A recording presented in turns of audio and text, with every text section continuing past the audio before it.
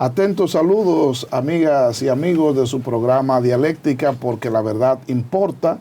Estamos nueva vez con ustedes para llevarles este programa en el cual analizamos temas de mucho interés, especialmente del campo de la filosofía, entre otras áreas, como de costumbre, acompañado del profesor Julián Álvarez. Julián, ¿cómo está todo? Bien, buenos días, Juan, y feliz año nuevo para ti feliz año y nuevo. Nuestra teleaudiencia. Contento de estar acá de nuevo en este nuevo año, este primer programa, con el interés de aportar ideas al esclarecimiento del pensamiento y también que esas ideas claras pues nos ayuden a decir con claridad y precisión aquello que pensamos. Ese es nuestro aporte. Por eso este año queremos seguir compartiendo con ustedes estas inquietudes de carácter filosófico, político, teológico, de carácter social. Y también quisiéramos de alguna manera excusar a nuestro amigo y compañero Daniel Vargas, que por compromisos personales, pues en este primer programa no podrá estar con nosotros, pero él de seguro que nos está viendo y escuchando en este momento. Así es que Juan, con nuevas ideas, nuevos temas para este nuevo año, esperamos satisfacer la inquietud y la demanda de nuestros temas que nosotros debatimos y analizamos en este programa. Muy bien, así es. Bueno, pronto estaremos arribando al primer año de nuestro programa Dialéctica, así que debemos ir preparando ya, Julián, una fiesta filosófica. Una fiesta filosófica debe ser aburrida, sería, bueno, o nutritiva, exuberante. Bueno, así como hay diferentes paladares, bueno, hay diferente público que tiene diferente tipo de sabor, pues el menú que nosotros ofertamos y la especificidad de nuestro programa, bueno, es para aquellos que quieran mejorar sus ideas, mejorar sus inquietudes y tener una mejor visión y perspectiva de la realidad. Eso es importante para una sociedad, para un país, tener ideas claras. Así de es. Tal manera que no será un reggaetón ni será tampoco un programa de chistes, sino que cada oferta tiene su público Tiene su y target, nosotros pues y trataremos de ir cultivando el nuestro y nuestra audiencia, aunque sabemos que son los menores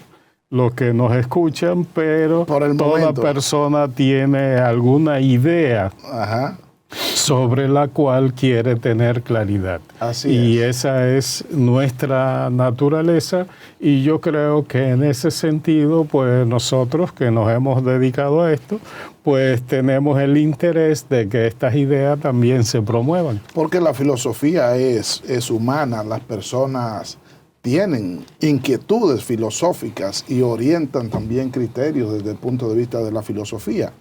Solamente que hay diferentes formas de orientarla, de enfocarla, ¿verdad? Hay una filosofía popular, hay una filosofía clásica, hay una filosofía que se corresponde obviamente con el ente, con el que filosofa, con la persona. Bueno, recordarles que estamos llegando a ustedes a través de los canales 101 y 1101 de Claro, a través del canal 46 de Win Telecom, del canal 10 de Telecable Dominicano, también en el canal 647 de Amazon Fire TV, en más de 40 sistemas de cable en las provincias del país. Es decir, que estamos llegando al país y al mundo a través de las facilidades que nos da la telecomunicación y la tecnología digital en nuestros tiempos. Ya habíamos dicho en la introducción que íbamos a hablar de Platón y de sus aportes a través de sus escritos, especialmente de sus diálogos, y la presentación de diversos mitos para referir y explicar situaciones diferentes. Platón, que ustedes saben, fue un filósofo griego, discípulo de Sócrates y maestro de Aristóteles, dejó para la posteridad una producción literaria y filosófica bastante amplia. Él tenía una preocupación y era cómo hacer que la gente que no son filósofos entiendan temas profundos, como por ejemplo sobre la naturaleza del ser y otros temas de carácter ético y moral, por ejemplo la piedad, la honestidad, la honradez, el valor, entre otros aspectos que él manejaba muy bien y que había compartido con su maestro Sócrates, pero entendía que a la generalidad de las personas les resultaría complejo entender los términos técnicos y filosóficos que entrañarían la explicación de esos temas. Eso no es extraño, con frecuencia sucede en múltiples áreas que al común de las personas les resulta complicado entender términos técnicos sobre diferentes campos. Por ejemplo, si pensamos en la medicina, en la informática, en el derecho, y entonces el hablante, el maestro, precisa de buscar formas adecuadas, didácticas, entendibles para los demás, para sus alumnos y para los demás. Unos cientos de años después de Platón aparecería Jesús en Galilea y utilizaría también otra figura importante, como es el caso de la parábola. Se considera que él hablaba en parábola para que pudieran entenderlo con mayor facilidad personas que probablemente no entenderían unos términos más técnicos y complejos. Y hay algunos intérpretes que dicen que él luego en privado con sus discípulos entonces hablaba en otros términos, no siempre en parábola. Así que él hacía uso de la parábola para hablar a la gente para que le entendiera. Entonces Platón, que utilizaba una modalidad muy sui generis en su época para dar a conocer sus ideas, que era mediante el diálogo, diálogos en los cuales intervenía su maestro Sócrates, intercambiando con otros personajes que incorporaba a Platón en su escrito. Y entonces en esos diálogos a menudo él recurría a mitos, a figuras literarias, a explicaciones, a cuentos, a referencias donde se incorporaban personajes y situaciones trascendentales que de algún modo recreaban la idea que Platón quería manejar.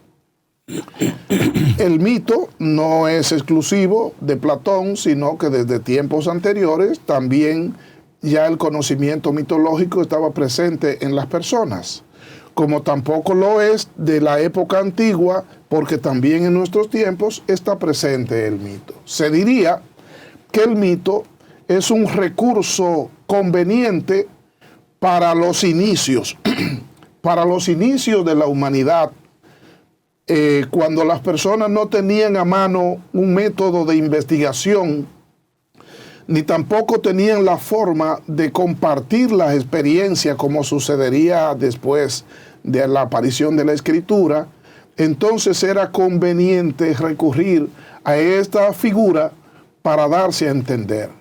Lo mismo pudiera decirse de nuestros tiempos. ¿Cómo explicar a los niños, por ejemplo, temas tan profundos como la inmensidad del firmamento, del espacio, del mar, o temas, por ejemplo, relacionados con la procreación, con la sexualidad, con el azar?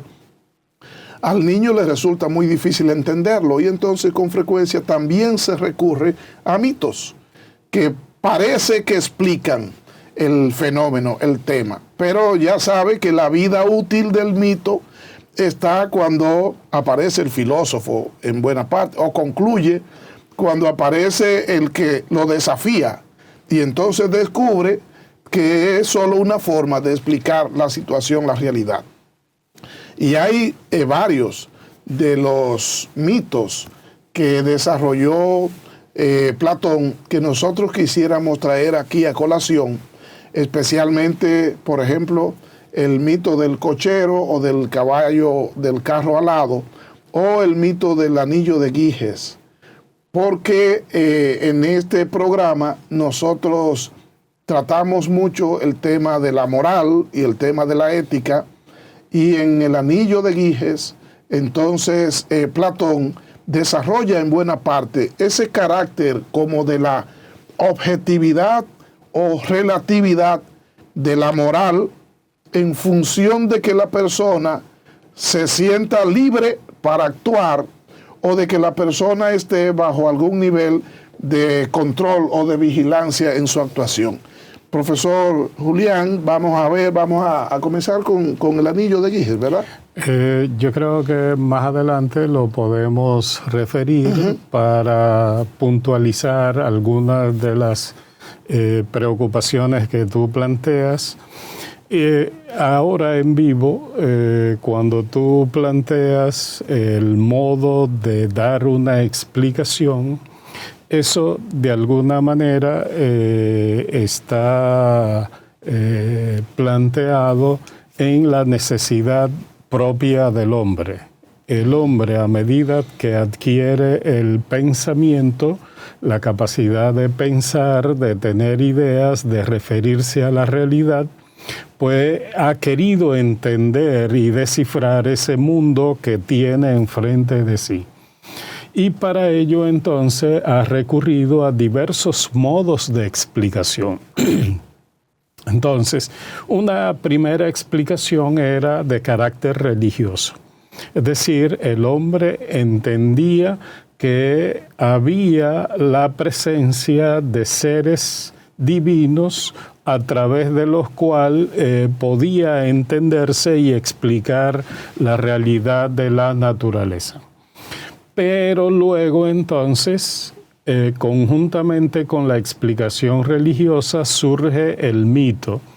¿Qué es el mito? El mito no son más que narraciones. Mito significa narrar, hablar.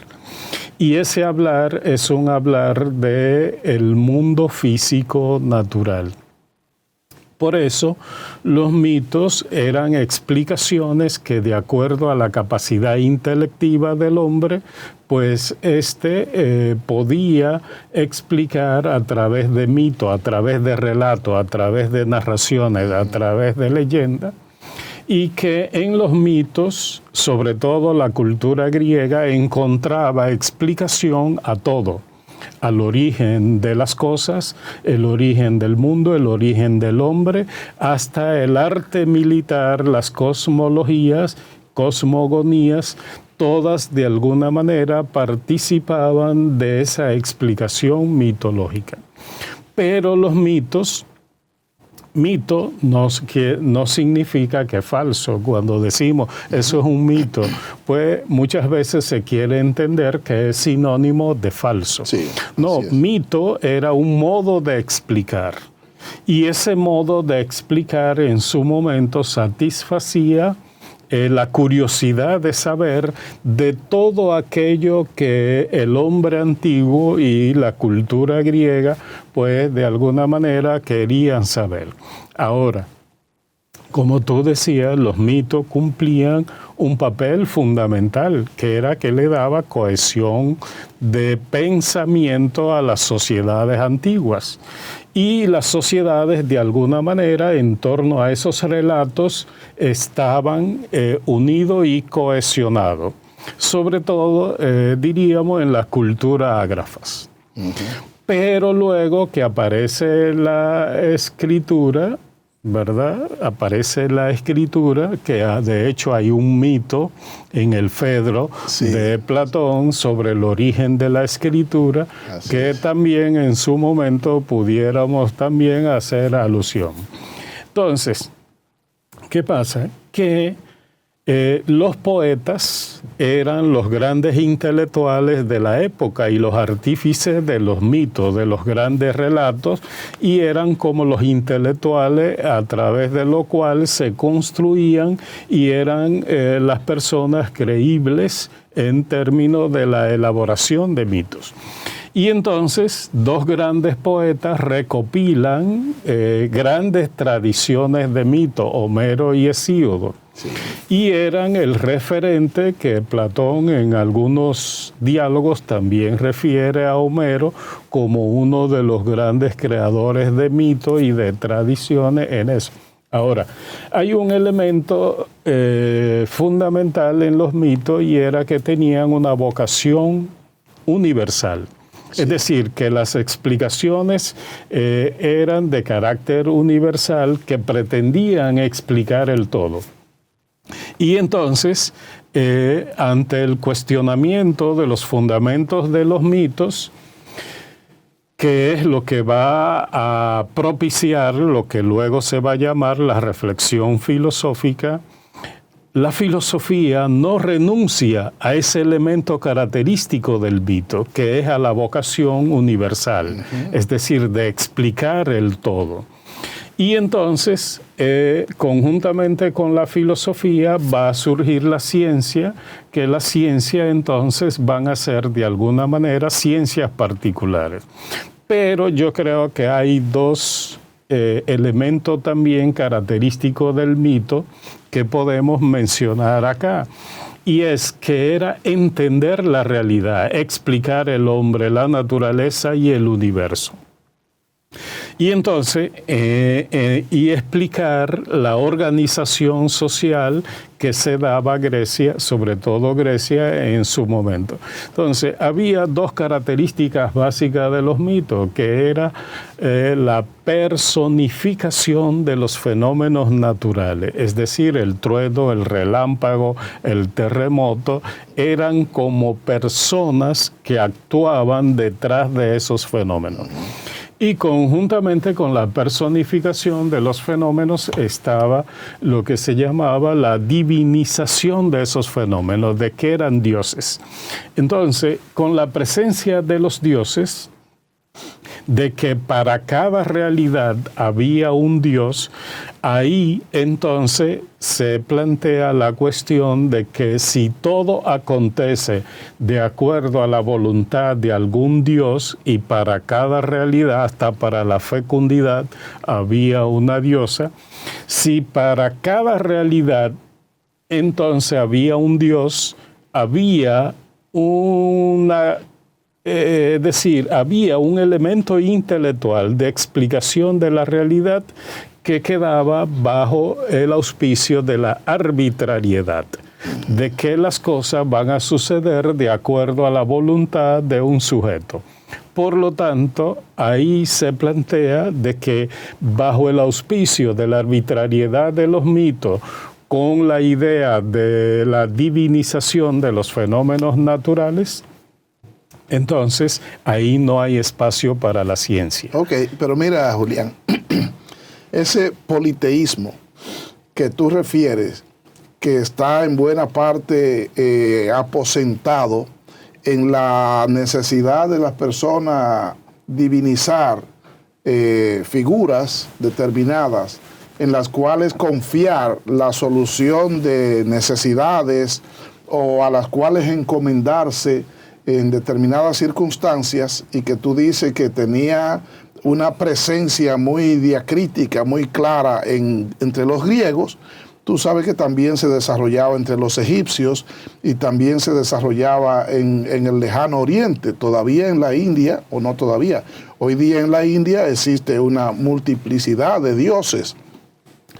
Y en el cristianismo, que se entiende es monoteísta y hay un solo Dios, pero fíjate que la gente para implorar atención en diferentes áreas también recurre a los santos. Por ejemplo, el santo para los fines del parto, para los fines de la salud, para los fines de la suerte, para los fines de viajar, para los fines del amor. Es decir, hay figuras que tienen alguna participación de esa divinidad a las cuales se encomienda a la persona para procurar recibir un beneficio determinado. Entonces, esa orientación hacia figuras particulares, que en los tiempos antiguos de la Grecia se hablaba de semidioses o de múltiples dioses, sigue desarrollándose en nuestros tiempos. Además de la gran cantidad de mitos que en el mundo de la política, como en el mundo de la ciencia misma y de la religión, se desarrollan en nuestros tiempos. Bueno, justamente en esta época primitiva de la edad, bueno, no primitiva, pero en la edad antigua, en las ideas políticas encontramos un primer modelo político que se llamaba despotismo oriental, en el cual el gobernante era un representante de los dioses. Y entonces no se podía atentar contra el gobernante porque él era un representante de lo divino. Los gobernantes eran semidioses, los reyes. Y eso, de alguna manera, llegó hasta la época basado en la esclavitud, y Roma y Grecia también de alguna manera vivieron un cierto despotismo que se estipula que es en el mundo oriental.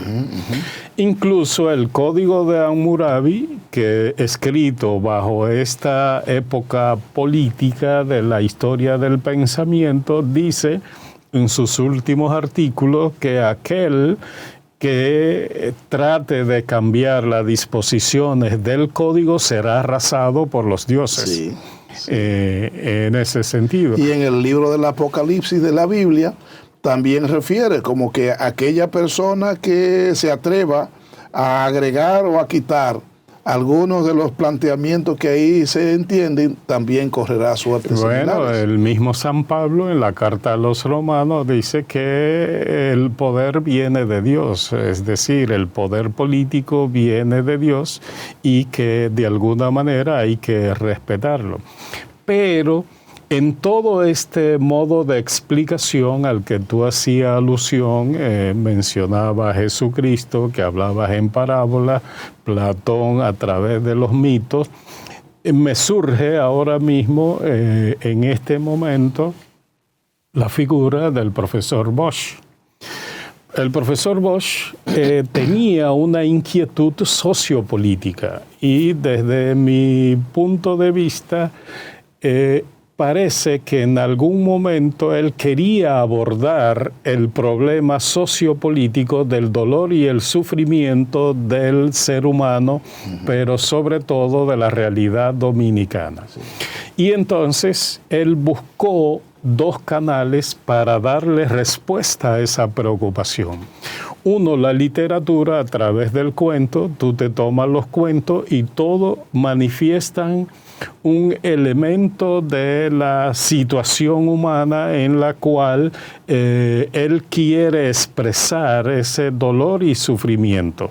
El cuento de la Nochebuena de Encarnación Mendoza, y la mujer, 2 pesos de la mancha indeleble, imagínate la tú, mancha y la mañosa, indeleble. Que recrean eso con mucha claridad.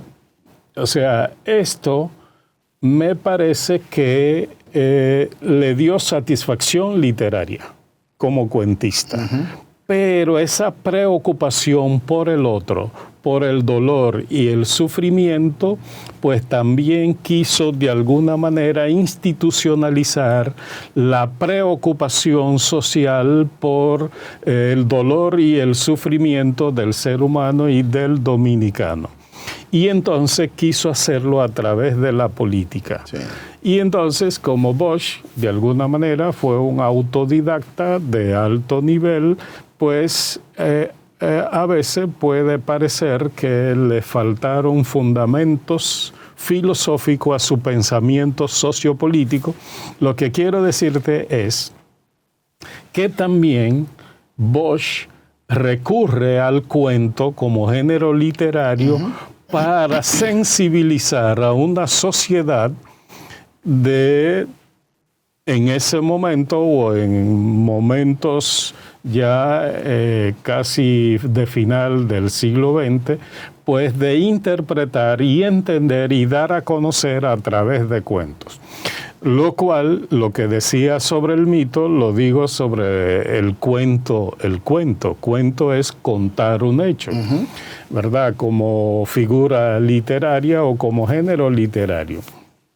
Muchas veces utilizamos la expresión del cuento como que es algo falso. Eso es un cuento, como sinónimo de falso. Sí. No, el cuento es una categoría en la cual tú escribes y describes una realidad sobre la cual tú entiendes. Y el mito también era eso. O sea, era explicar una realidad. Ahora, que le falte ciencia, pero no deja de ser una explicación de un fenómeno real que expresa la inquietud y la sensibilidad de un autor de cómo entiende el fenómeno humano. Pero mira, ese paso que tú planteas del profesor Bosch, de la literatura y el cuento, a tratar de materializarlo desde la política, que es desde donde se logran entonces esas aspiraciones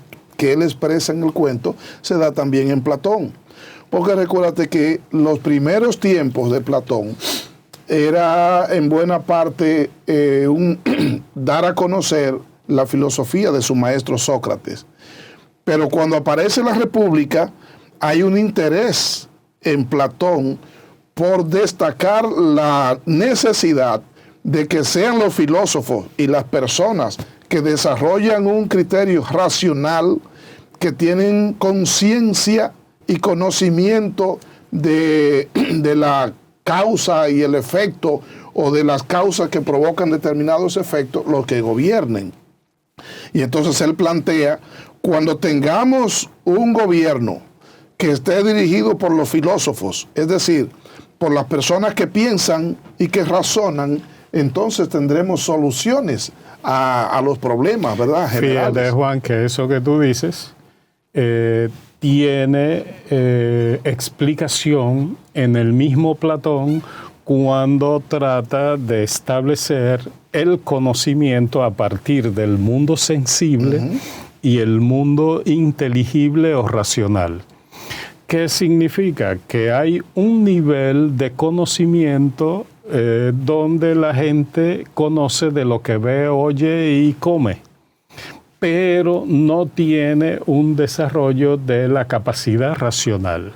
Entonces, ¿qué significa? Que él estructuró un modelo de organización sociopolítica, diríamos, teniendo como telón de fondo el nivel de conocimiento que tiene cada sujeto, y ahí entonces la división del alma. Un alma racional, un alma irascible y un alma concupiscible. Estamos hablando de Platón y estamos hablando de la mitología y de los mitos, de la presencia del mito en la filosofía, de si es una necesidad para el filósofo y la filosofía recurrir al mito, si no es una necesidad, sino una opción, un recurso que tiene delante, y por qué asumirlo como forma de desarrollar su pensamiento filosófico. El profesor Julián va a referirse al respecto. Profesor.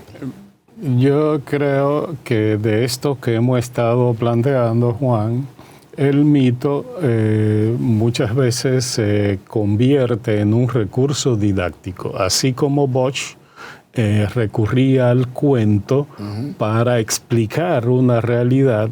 De fondo está, diríamos, el elemento del pensamiento y el conocimiento. Es decir, hay una clase social, según Platón, ¿verdad?, que es los que son de alma concupiscible, que viven del mundo sensible, pues tú no le puedes argumentar de manera filosófica las cosas, sino algo que de manera sensible pueda llegar a su nivel de entendimiento. Lo mismo Jesucristo al recurrir a la parábola, y también el agiógrafo. el escritor sagrado. Por ejemplo, si yo te menciono el personaje Sansón, hay algo que inmediatamente te llega a tu mente, que el escritor todavía hoy en ti está cumpliendo su recurso didáctico, y es lograr un artificio a través del cual pues pueda lograrse un papel educativo de que tú no olvides. Bien, es decir, el mito, bueno, era un modo de explicar la naturaleza, el universo, el hombre, la estructura social y eso, pero Platón, siendo ya filósofo significa que recurre a una explicación racional, es decir, cómo los fenómenos de la naturaleza no se explican de manera ingenua, sino que hay una causa natural que explica las cosas. Naturalmente que Platón quedó de alguna manera entrampado a partir de su teoría de los dos mundos, el mundo de las ideas y el mundo sensible. Y entonces ese mundo de las ideas es como el modelo, es un troquel a partir del cual el mundo sensible se explica. Sí.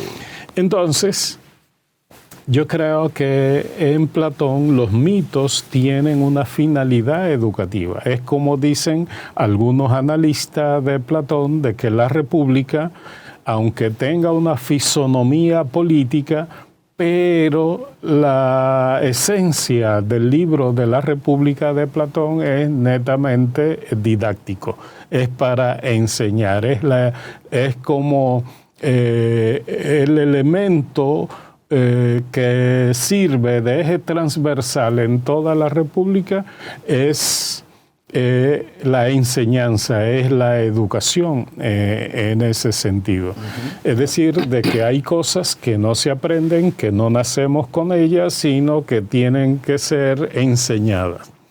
Y el recurso al mito, pues me parece que tiene esa finalidad didáctica de poder entender y que esa explicación quede en la imaginación de los alumnos. Es decir, quede en la imaginación del alumno y eso lo lleve entonces a una explicación luego más racional, pero tiene una finalidad metodológica.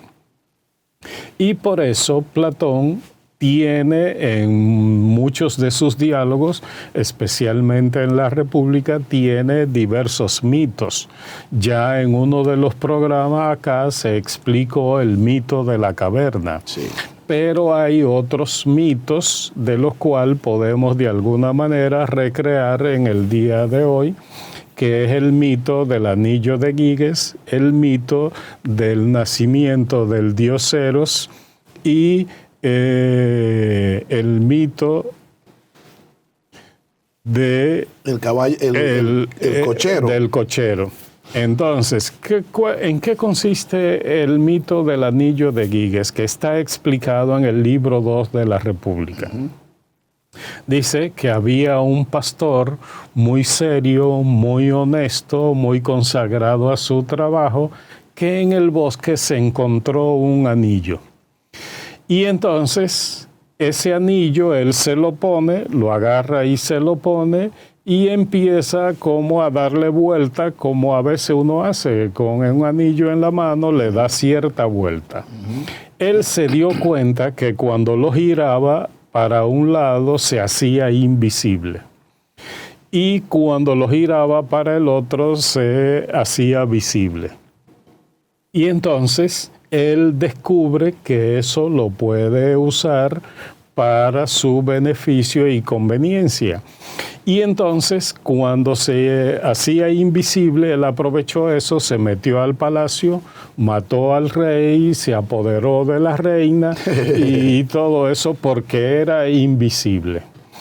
Y entonces Platón, con ese relato mitológico, lo que quiere explicar es el fenómeno de la moral. Así es. Que dice, bueno, la moral no es un asunto de normas, de que te estén observando, de que te estén viendo, sino que el elemento de la moral es una cuestión de libertad y autonomía y de convicción. Por ejemplo, yo le pongo este ejemplo a los alumnos en la universidad. Le pregunto, explicando este mito de Platón, el anillo de Giges. Si fueras invisible, ¿te metería a una tienda a robar? Muchos dicen que sí, porque nadie lo está viendo ni nada de eso. Y entonces ahí viene la explicación del fenómeno moral. O sea, de que la moral no es que te estén viendo, de que haya cámara, de que tú tienes una imagen ante la sociedad. Entonces, lo que diría Platón, eso es asunto de estrategias, o temor a que te metan preso y que te encuentren robando. Entonces dice Platón que usted no roba, no porque tiene la convicción de no coger lo ajeno, sino una estrategia. Por lo tanto, usted no es un sujeto moral.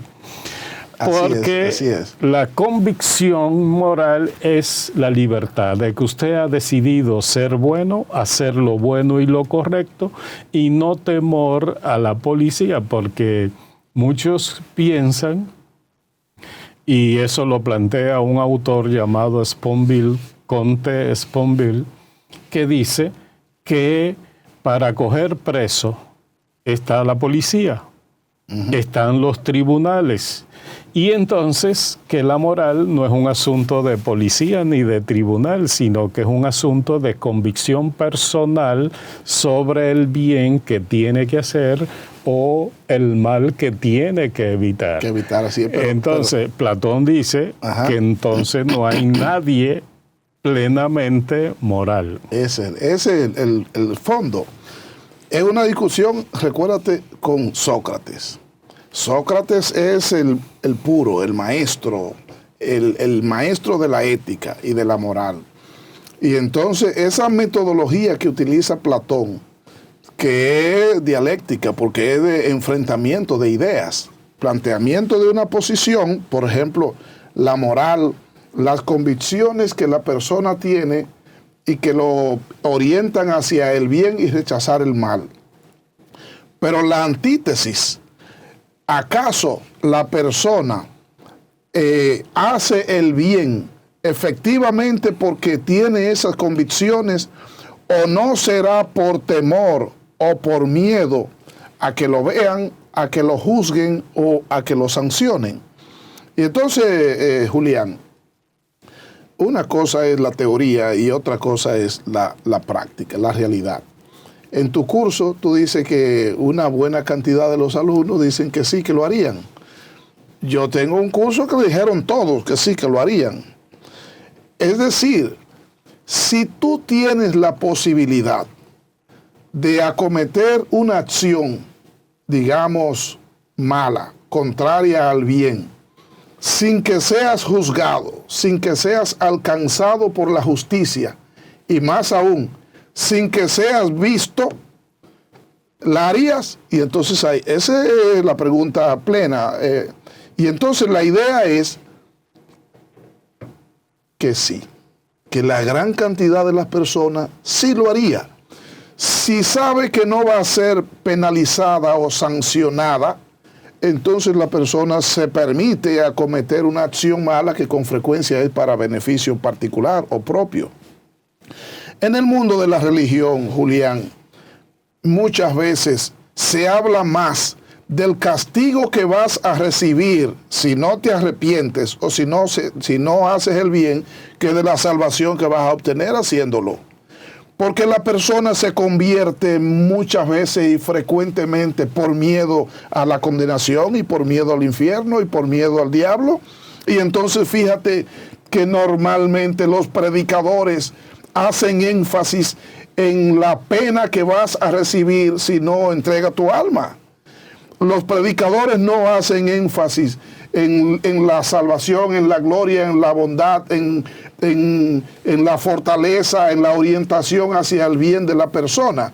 Hacen énfasis en la necesidad de limitar, de eliminar la tendencia hacia el mal de las personas? Bueno, en ese caso, cuando una fe está fundamentada en el temor y en el castigo, entonces, si no hubiese castigo, no tendría fe, no actuaría, no haría el bien, porque es por temor a una condena. Sí, no tendría temor. Exacto. Si no hubiese el castigo, no Exacto. tendría temor. No tendría fe. Y por vía de... Lo que pasa es que la fe no se ve, la fe es intangible. La fe está diciendo la persona. El temor sí es más medible, pero la fe es muy difícil de medir. Lo que tú dices de los predicadores que enfatizan el castigo y el temor a Dios como si Dios entonces fuera un verdugo. Sí. Entonces, ¿es la imagen del verdugo lo que tú quieres presentar a través de Dios? ¿O es un Dios de amor en el cual hay cercanía? Entonces, ¿qué es lo que tú quieres evitar? Que las personas hagan el mal y entonces tú le pones control a esa conducta influenciándolo a través del temor y el castigo, o que el sujeto tenga plena convicción por sí mismo de que tú necesitas estar cerca de Dios, creer en Dios y creer en su amor, y no porque es un verdugo. En ese pero sentido. tú mismo lo has dicho, es decir, quiero evitar que las personas acometan el mal. Esa es una manera. Y hay otra manera de decirlo. Quiero lograr que las personas hagan el bien.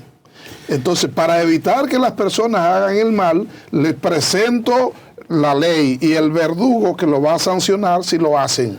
Y no, para lograr que las personas hagan el bien, les presento el amor, la bondad y a Dios. Entonces ahí es que viene el relato de Platón, y porque el cristianismo también predica eso y hay predicadores. Bueno, Platón lo que nos quiere decir es que la moral no es un asunto de temor y de castigo, sino es un asunto de convicción. Y entonces ahí viene lo que plantea Kant, que es lo de la autonomía del sujeto, la moral autónoma, de que tú has de actuar no por conseguir una finalidad, sino porque hay una norma universal a priori de que eso es querido y es aprobado como bueno por todo el mundo. Y es conveniente, te beneficia. Exacto. Bueno, él diría no porque beneficie, sino que es bueno en sí mismo. O sea, la buena voluntad de hacer y la convicción de querer hacer el bien que tú tienes que hacer. Entonces, ¿qué significa? Platón lo que quiere decir, o la interpretación que podemos hacer de este mito de Platón, del anillo de Giges, es que como la educación tiene que lograr una finalidad a partir de los educandos, entonces significa que la finalidad de un sistema educativo es lograr sujetos autónomos que por convicciones hagan el bien, lo bueno y lo correcto. Y muchas veces, como lo hemos referido en otros programas, se entiende que la finalidad educativa es el conocimiento para trabajar. Y se olvidan de que ese trabajo tiene que ser bien hecho, tiene que ser un servicio bien hecho por decisión y autonomía. Que el conocimiento que se te da es para que tú lo uses como una herramienta para que consiga la finalidad del sujeto en su realización esencial, que es hacer el bien, lo bueno y lo correcto. Bueno, Henry Ford habla de la calidad, refiriéndose a eso, diciendo que la calidad consiste en hacer las cosas bien hechas aun cuando no te estén mirando. Y entonces refiere a ese aspecto, pero lo dice porque la persona, cuando no te están mirando, las hace como quiera. El tema de la moral es complejo, Julián, porque es muy bonita la teoría kantiana, pero ya tú sabes que en la práctica las personas se permiten la licencia de acometer cualquier acción cuando entienden que no hay sanción. Fíjate, bueno, aquí nosotros decimos en política, una cosa es con guitarra y otra cosa es con violín. Nadie es mejor político que el candidato o que el ex presidente. Pero el del momento, ¿por qué usted no lo hace como usted prometió que lo iba a hacer? Pero Juan, tenemos, es decir, esa es la naturaleza del hombre.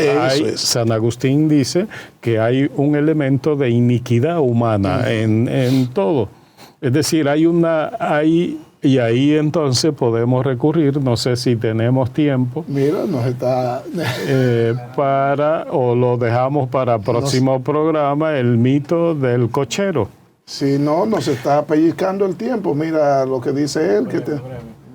Bien, o sea, lo que decimos, es decir, en el hombre hay esas dos fuerzas, una fuerza hacia el bien y una fuerza hacia la tendencia natural de las cosas. Entonces, y en el cochero intervienen, en el coche está tirado por 2 caballos. Uno negro y uno blanco. ¿Cuál es el bueno? Bueno, el blanco es el bien, el malo, la voluntad, el negro. Bueno, alguien en un curso yo me explicaba este relato y decía, ¿y por qué al negro es que le tiran todo? Eso es racista. Bueno, eso vamos a tener que desarrollarlo, Julián, parece, en el próximo programa, con la presencia del profesor Daniel, que es un experto también en estos temas. Porque la verdad que el mito del cochero, el auriga, ¿verdad? O el carro alado que refiere Platón, es muy importante y tiene muchos aspectos que destacar en esto mismo que estamos diciendo. Y yo creo que el propio mito del anillo de Giges, tal vez se nos quedan algunos detalles que debemos nosotros referir al respecto. Pero mira, ya nos está diciendo el director que se terminó el tiempo, profesor. Entonces despida, por favor, el programa.